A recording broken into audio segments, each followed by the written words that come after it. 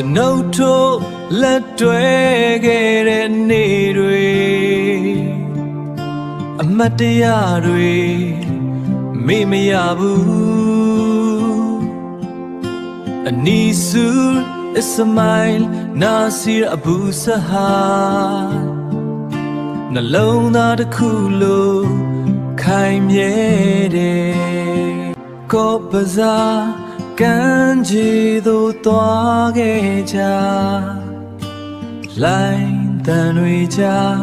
ရေမော်ခဲ့နေဝင်ချိန်အလားတရားကကျွန်ုပ်တို့ရဲ့မြတ်တာကိုလင်းပါစေ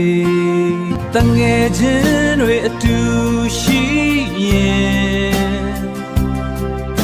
ဘဝဟာအလင်းတောက်တယ်ဘယ်နေရာမစိုးသွားရင်မြတ်တာနဲ့ပြေ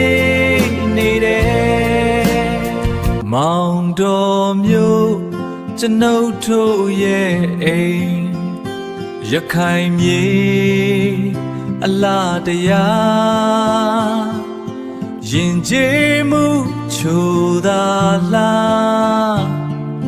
စိတ်ထဲမှာအမြဲရှိနေတနေ့နေ့ပြန်သွားမယ်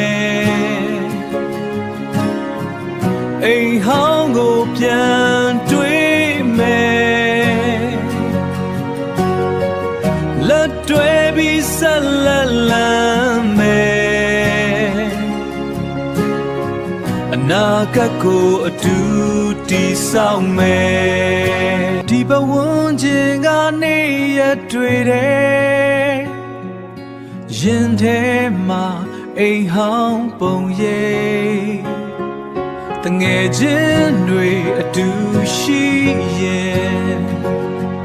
ဘဝဟာအလင်းတောက်တယ်အချိန်တွေပြောင်းလဲတော့လဲငါတို့မပြောင်းလဲဘူး